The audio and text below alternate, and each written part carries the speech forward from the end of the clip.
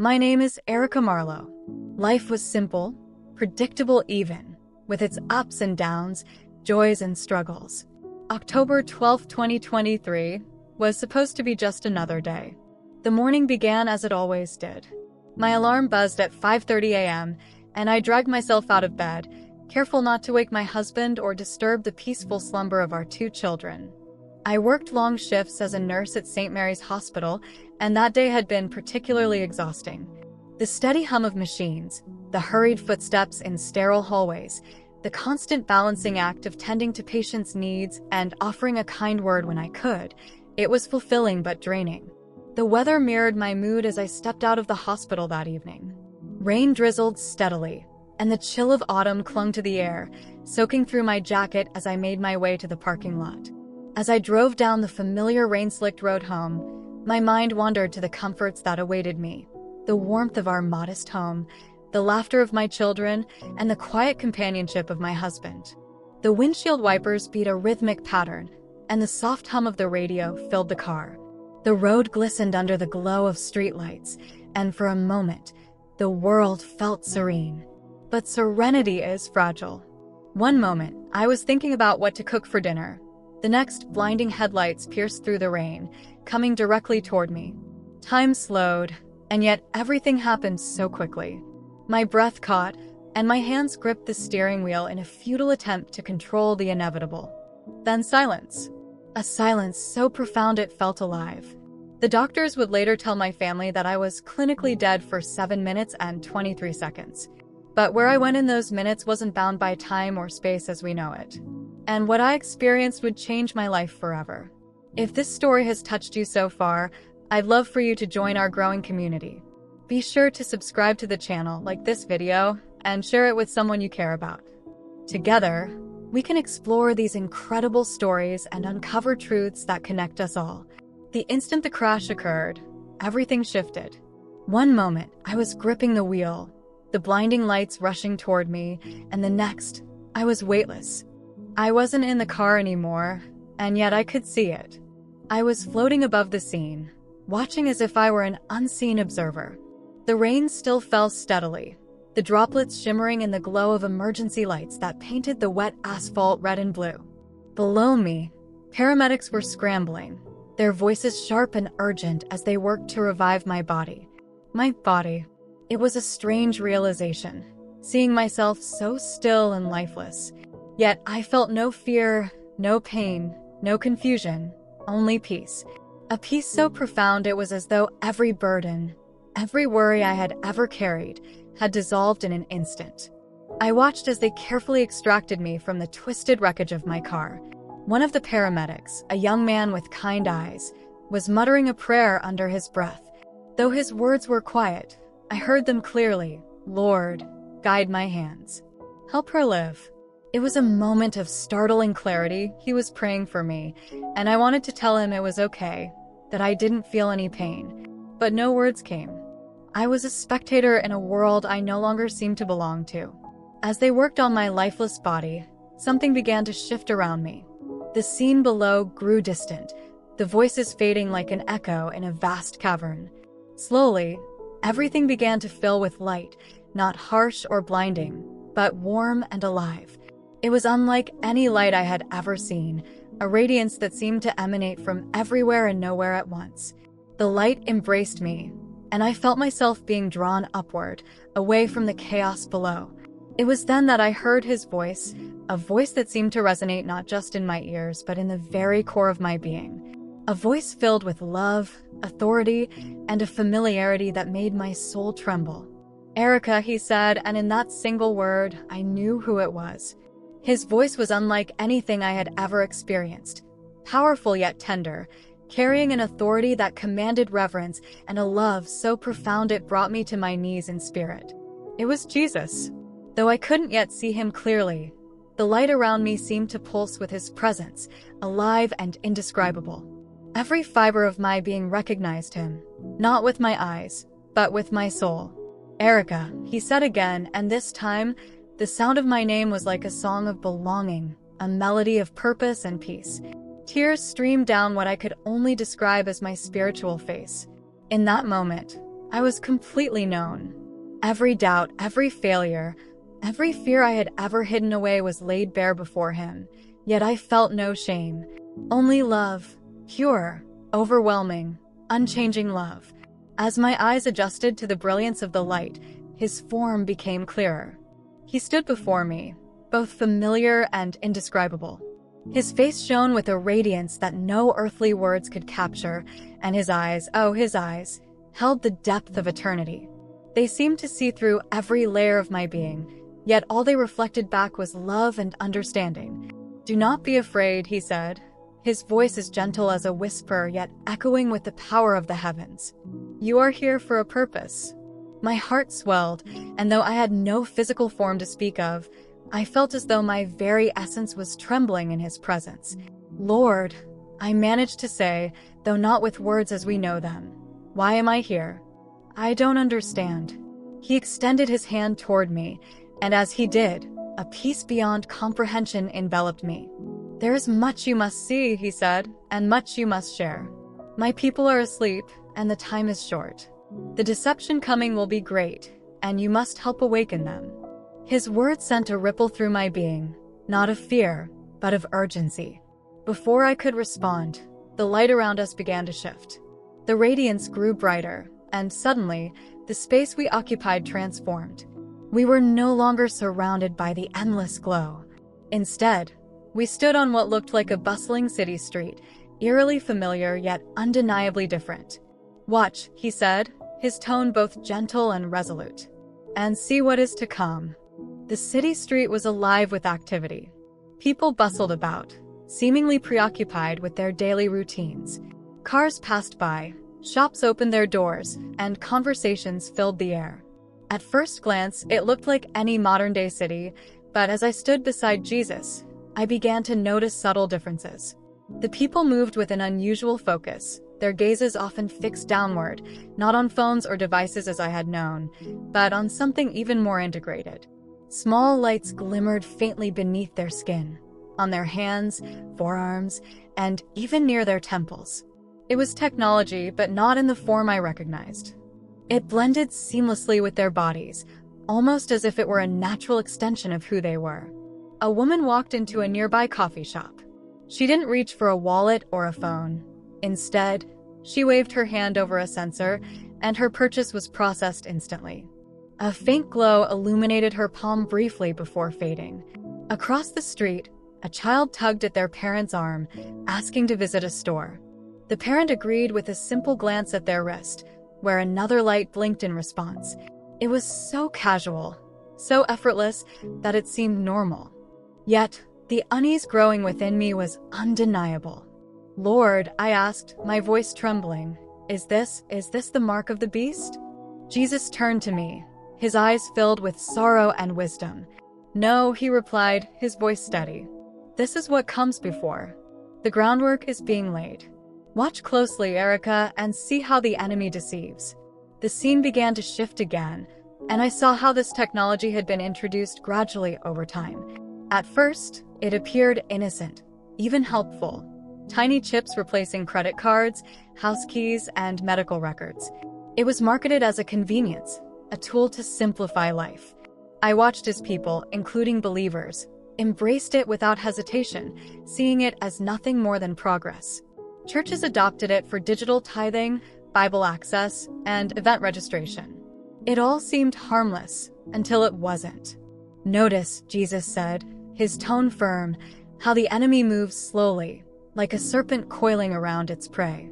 He does not strike suddenly, but prepares the heart to accept what should never be accepted."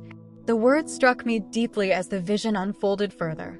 I saw parents eagerly implanting their children with these devices, citing safety and health benefits. Schools promoted the technology, claiming it would enhance learning. Families celebrated how it brought peace of mind, but I could see the invisible chains forming around them. Their dependency grew, their trust in it deepened, and their awareness of its true purpose faded entirely. As I stood there, witnessing the gradual deception taking hold, my heart ached for the world I was seeing. The enemy's subtlety was masterful, wrapping his lies in promises of convenience and security. I wanted to cry out to warn them, but all I could do was watch. If you felt the power of this message, bless your heart by liking this video and commenting and then below. Let's fill this space with faith and blessings for everyone in our community. The light of the bustling city dimmed, and the scene shifted once again. Jesus and I now stood in a world where the technology one had seen earlier was no longer optional. It was necessary. The faint glow beneath people's skin was now more than just a convenience. It was a lifeline, deeply embedded in their daily existence. Every aspect of life revolved around it. People no longer needed to make decisions for themselves. Their implants guided them: what to eat, when to sleep, even who to trust. At first glance, everything seemed orderly and efficient. Yet, beneath the surface, I could feel the absence of something vital: freedom. I watched a family gathered around a dinner table, their plates neatly arranged, their movements synchronized. It should have been a scene of warmth, but there was no laughter, no genuine connection. Their conversations were stilted, as though controlled by an unseen force. Their expressions were neutral, their emotions dampened, and their interactions devoid of spontaneity. Lord, I whispered, the weight of what I was witnessing pressing down on me. Why can't they see what's happening to them? Jesus' expression was filled with both sorrow and compassion. They see only the surface, he said. They have traded their freedom for what they perceive as security. The enemy has blinded them to the truth, lulling them into complacency. As we continued to observe, I saw how the technology had seeped into every corner of their lives. Health monitors adjusted their moods with subtle biochemical tweaks. Financial transactions were seamless, but they were no longer private. Even thoughts were being influenced, shaped by the guidance of their implants. What to believe, who to follow, how to feel, it was all being dictated. And then I saw the children. Young, innocent faces looked up at their parents with trust as they explained how these implants were for their safety. Schools promoted the technology, integrating it into their curriculums and routines. I could see the generational shift taking place before my eyes. The children were growing up in a world where this was normal, where dependency on the system was not questioned but celebrated. Jesus placed his hand on my shoulder, grounding me in the moment. "Do you see, Erica?" he asked, his voice steady but tinged with sorrow. "The enemy does not force, he entices. He whispers promises of a better life, a safer future, and my people follow without seeking my counsel." The words hung heavy in the air as I turned back to the vision. It was so clear now. The deception wasn't in the technology itself, but in the way it was presented. It didn't feel like a trap, it felt like a gift. And that was the danger. The light around us flickered, and I knew there was more to see. Jesus gestured forward, and the vision began to shift once again. The next scene unfolded like a somber melody, each note resonating with an ominous undercurrent. We stood now in a world where the integration of technology into human lives had reached its peak. The glowing implants were no longer just tools, they were extensions of the people who bore them. And yet, instead of liberation, I saw enslavement, subtle, unspoken, and nearly invisible.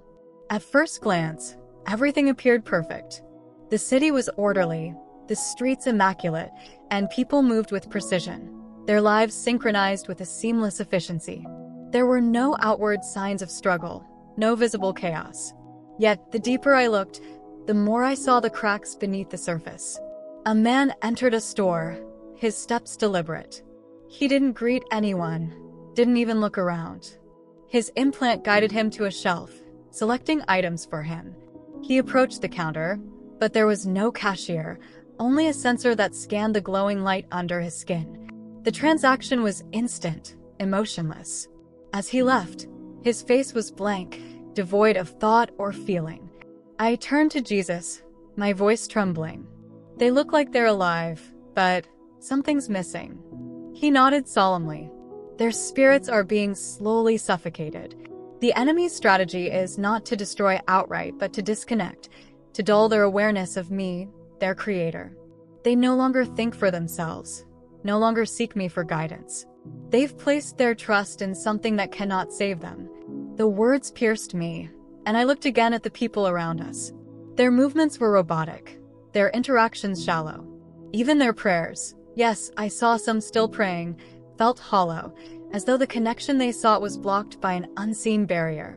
"Lord," I said, struggling to process the weight of what I was witnessing. "How did it come to this?" Jesus gestured, and the scene shifted slightly. I saw how the changes had crept in, bit by bit, over time. At first, the implants were hailed as miracles, curing diseases, enhancing memory, preventing accidents. People celebrated their newfound abilities, believing it was a gift of progress. But with every step, their reliance grew, and their independence diminished. Soon, the technology was no longer an option but a necessity, woven into the fabric of society. The deception was clear. The enemy had offered them control, only to bind them in invisible chains. And now, those chains were tightening. As I watched, a child approached her mother, her eyes wide with innocence. "Mommy," she asked, "do I have to wear the chip forever?" The mother hesitated, her expression conflicted, but the implant on her wrist blinked softly, almost as if reminding her of its presence. "Yes, sweetheart," she said finally, her voice quiet. "It's for your own good." The word struck me like a blow. I wanted to scream, to shake her, to tell her what she was truly giving up. But I could only stand there and observe her, as the scene before me grew darker still. Jesus' voice broke through the rising despair. "My people must wake up," he said, his tone urgent. "The enemy's chains are disguised as blessings, but they are chains all the same. And soon, they will tighten beyond escape." The light around us dimmed, and I felt the air grow heavy. There was more to come, and I knew it would only grow more difficult to witness. Jesus' hand rested on my shoulder once more, grounding me in his presence as the vision began to shift again. The air around us thickened with tension as the vision shifted again. What I saw now was unlike anything I had witnessed before. The orderly streets and synchronized lives were gone, replaced by chaos and despair. Banks had collapsed, power grids had failed, and supply chains were broken. People wandered aimlessly, their faces etched with fear and desperation. The world had unraveled, and the sense of security that the implants once promised had dissolved entirely.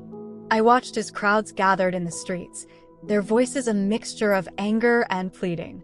On enormous screens mounted on buildings, world leaders appeared, their expressions grave but controlled. They spoke of solutions, of restoring order. The message was clear. The crisis demanded a new level of integration, a complete upgrade to the existing implants. This, they claimed, would ensure stability, security, and progress. The people listened with a mixture of hope and resignation. They wanted to believe. They needed to believe. After all, hadn't the technology always provided answers before? Jesus stood beside me, his presence steady amid the turmoil. "Do you see, Erica?" he asked, his voice filled with sorrow. "This is how the enemy works. He creates the problem and offers the solution, knowing that fear will drive them into his grasp." I turned back to the vision, my heart breaking as I saw the next phase unfold. People lined up willingly, desperate to receive the upgrade. It was presented not as a choice but as a necessity. Without it, they would be excluded from the new system, unable to work, buy, or even participate in society.